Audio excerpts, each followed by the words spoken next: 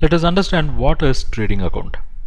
Business entities at the end of the year, they should ascertain what is their net profit or loss, right? For that, first of all, they should find out what is their gross profit or gross loss. So what is this gross profit? Gross profit is nothing but the difference between the selling price and cost of goods sold. So if you know what is your sales revenue and if you know what is your cost of goods sold, then you will be able to find out what is your gross profit. Okay, so what is cost of goods sold? I mean, for a trading firm, if you take a trading firm, finding cost of goods sold is simple. It is nothing but it is nothing but adjusting cost of goods still in hand against purchases. So I can say cost of goods sold is nothing but purchases minus, say, goods still in hand. So I'll say inventories, right? So for a trading firm, cost of goods sold is nothing but purchases minus goods which are still in hand. I'm defining them as inventories.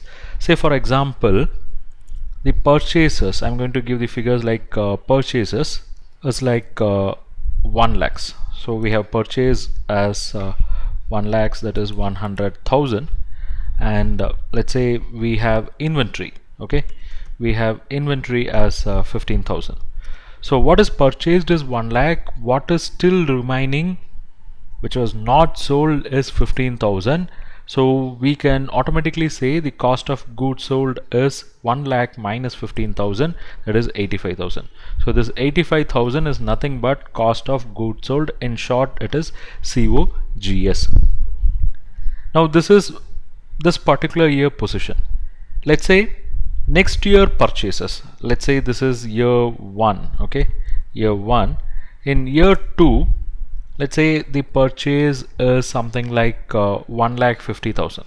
Okay, purchase is 1,50,000, and I'm going to give some more information like inventory at the end of the year is 20,000. Then what will be the cost of goods sold? So here we have to apply, because the goods that were purchased is 1,50,000. What is still remaining unsold is 20,000. So let us not directly jump to a conclusion that cost of goods sold is difference between these two. No, because year 2 has some closing inventory of year 1, right?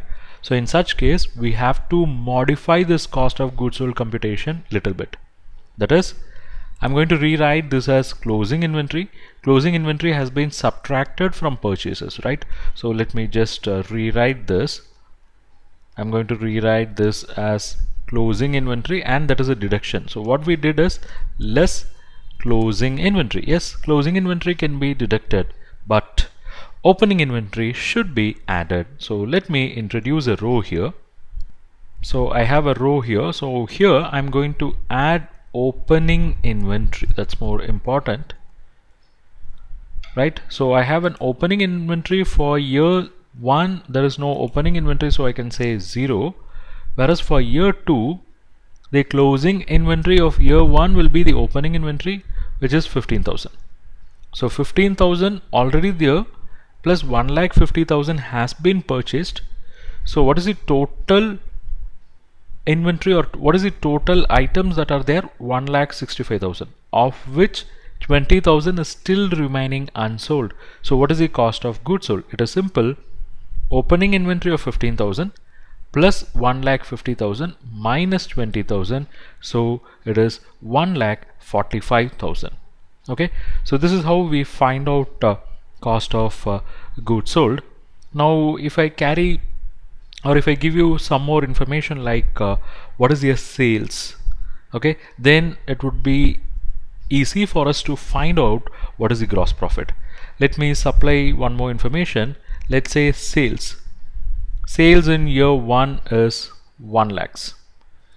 So you know sales is 1 lakhs, right? Cost of goods sold is 85,000. Then the difference between these two is nothing but your gross profit, which is 1 lakh minus 85,000. So you can say your gross profit is 15,000 in year 1. and let me supply you the sales figure in year 2. Let's say it is after or net of sales returns. Let's say it's something like 2 lakhs. If this is 2 lakhs, then your gross profit will be 2 lakhs minus 1,45,000. So you have it as 55,000. So this profit is called as gross profit because from this profit various expenses have to be deducted to know the net profit. Okay, so understand, gross profit is usually ascertained by preparing a trading account. Here what we have done is not a trading account, it has a structure. So let's go to the structure. In that structure, let me capture year 2 information only. Okay, so here we have the structure. Here we have trading account for the year ending, where we have to mention the year. Then we have debit, credit, then we have columns for particular amount. Okay, so there are some items that will appear on the debit side, some will appear on the credit side. So if you go back here, we have calculated cost of goods sold. And how this was calculated? It was calculated like opening inventory plus purchases minus closing inventory, right? So all this, I mean, using all the three information, we derived the cost of goods sold. But in trading account, you need not specifically find out cost of goods sold. You can present them, and that will help you to find out what is your gross profit automatically. So let's say I'm going to pick up year 2 information. The first one is opening inventory. So if I go to trading account, on the debit side I'm supposed to write opening inventory because it is going to be related with my sales. Remember or recollect your matching principle. So I'll say to opening inventory, right? What is the amount? Let me go and pick up. The amount is 15,000. Captured. Then purchases. That should also appear on the debit side. To purchases account. Let me go and pick up. Here we have purchases is 1,50,000. So total is 1,65,000, but out of this something has gone out in the form of sales, right? So when it goes out, it will also go along with profit. I mean, profit margin will be added. So what is the sales information we have? We have sales as 2 lakhs for year 2. So on the credit side, let me write by sales. Okay, I'll say by sales account. The amount is, we have 2 lakhs. Then there is unsold goods, so we call them as closing inventory, and the amount is 20,000. So now it will be easy for us to find out the gross profit. How? We just have to do the totaling.